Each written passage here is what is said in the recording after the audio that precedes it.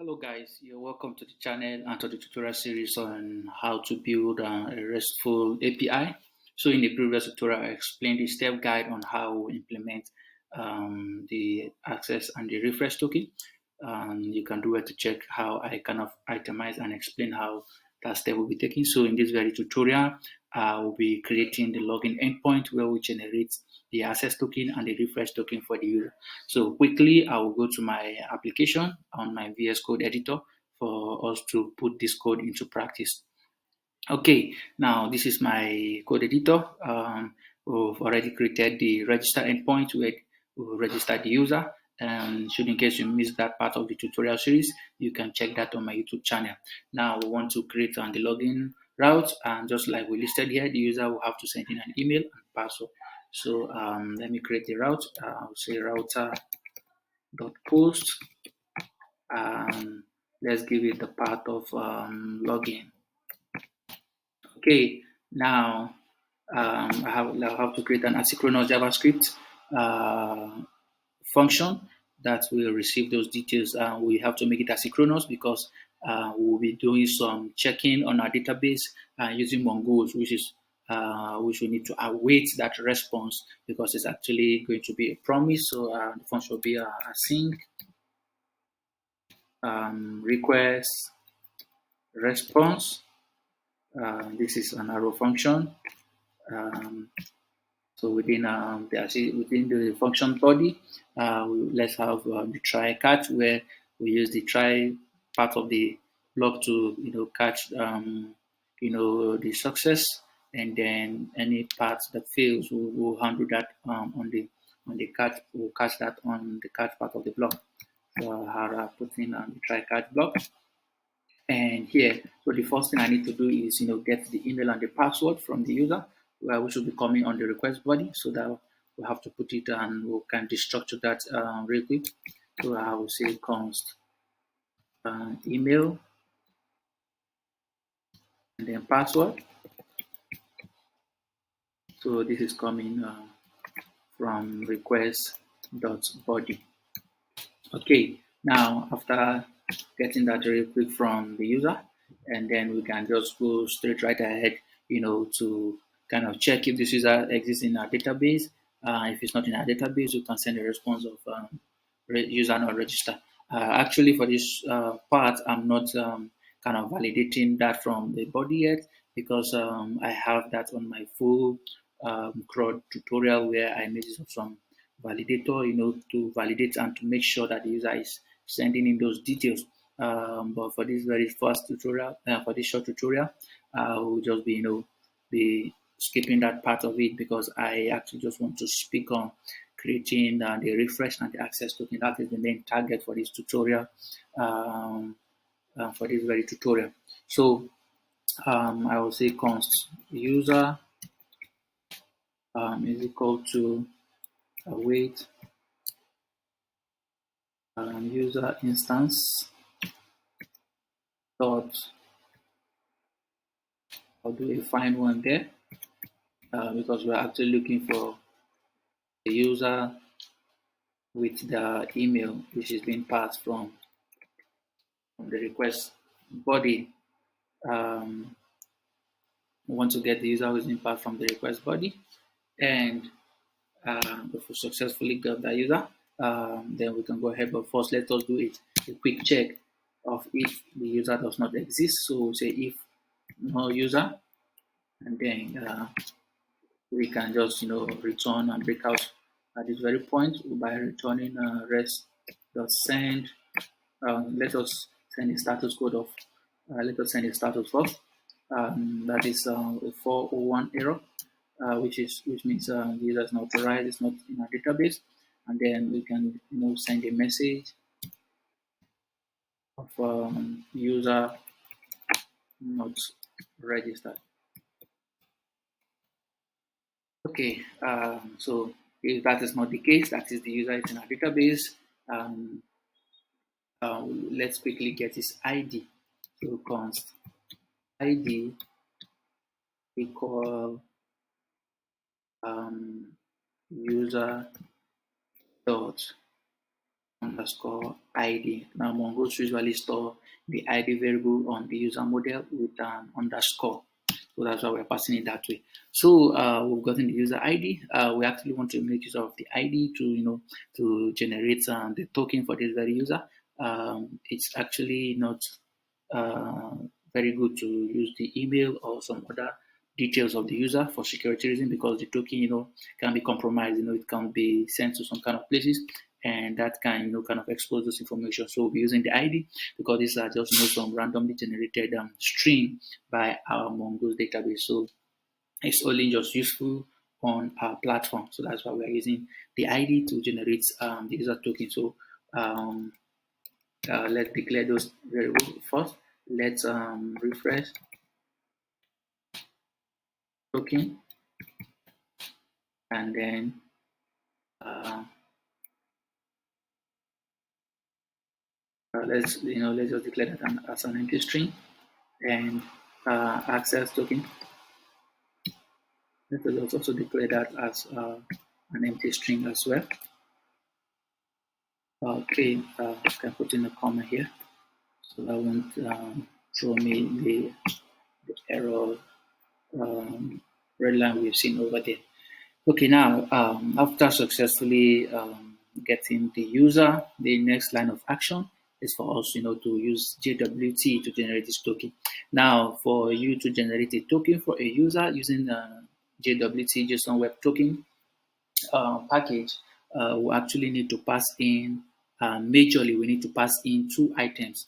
The first item is actually going to be, the payload which we want to use to generate the token, and then the second important thing you need to pass in is your secret, code which will be used to, which the algorithm will use to generate such token.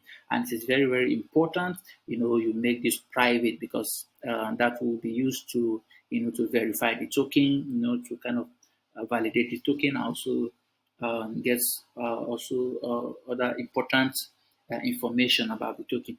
Also, this token can also be used, to kind of regenerate another token for that said user. So it's important you put that in your environment variable where you kind of ignore it if you're pushing your code to GitHub or to any cloud storage space.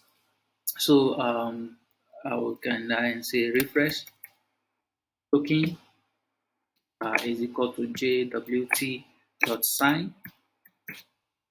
Then we pass in those three items I listed there. So first thing I'll be passing is the ID of the user, and then the next thing I have to pass in is my secret key, which I already have in my environmental variable feed, and I name that secret key refresh token. So that is process env dot jwt underscore secret. That's the name of my secret field and the environmental variable feed. And then also, same way I'll create the the access token for the user. Okay, this is actually supposed to be refresh token. I think I have some little typos there. This is actually throwing this exception because I have to pass in the non-knowledge symbol to to assure this very function that the environmental variable exists. It is not null. So the next thing I need to do is I need to create the access token at this time around by saying access token is equal to same way with the way we created the refresh token. Same thing is JWT or JWT dot sign. We need to pass in the ID of the user. Next, we need to pass in uh, a process dot env dot jwt um, secret, and then I kind of use different secret, to create. I want to use different secret keys to create this item. I want to have a separate key for a refresh token and then another completely different key for the access token. Now for the access token, I'll be using JWT access JWT access. So that's the name of the key I want to use to quickly generate the environmental the access token. I also have to also make this not null. Now at this point, we'll successfully generated the refresh and the access token, but I actually want this access token to expire after some amount of time. So I need to pass in the third variable for generating access token, which is usually the expire in time. So I'll pass that in an object by giving the key of expires in, and then in string format, I want to put how long I want this token to last. This expires in actually expired in exactly just like that, and then in string format. So if I want this to last for 10 minutes, I'll write in 10m, but for my case I want it to last for just 30 seconds, so in string format I'll write in 30s. So that's how I will generate the access token, because we want this to expire after 30 seconds. So the user can then kind of request for another asset for a renew access token using the refresh token. Now after successfully creating the refresh token, I can then go right ahead and store that refresh token on the database on the user's record. So I will then say user dot um, refresh token is actually going to be the refresh token we created over there. So this is me updating the user's record, and after updating it for Mongoose, I have to it's going to be a promise, so I have to await user save. So this will make sure that the user refresh token is saved on his record, before proceeding to the other part of the code. We have to await that promise. And after awaiting that, so this is everything is now successfully created. We can then go ahead and respond with the token by sending it to the user, to make use of the token to access every of those protected routes which we are having. So we'll send him both his access token and then his refresh token, should in case he wants to, kind of request for a renew access token, he need to send this refresh token to the back end. And then whenever he wants to log out, he will send us this refresh token once again, so we can go to his record and clear that refresh token, so it will no longer be valid on the system once again. So at this point, I will return res.status of 201.json. Let me send in a message, or let me just send in the two items we just created, which is the access token and the refresh token. So yeah, that is that, and we need to export our router. So I'll do an export default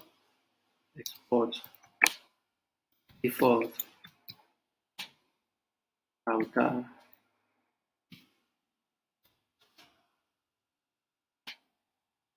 Okay,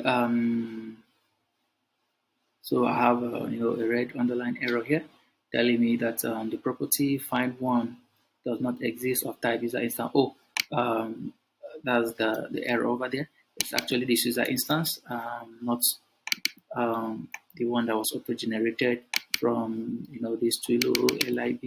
This is actually not valid.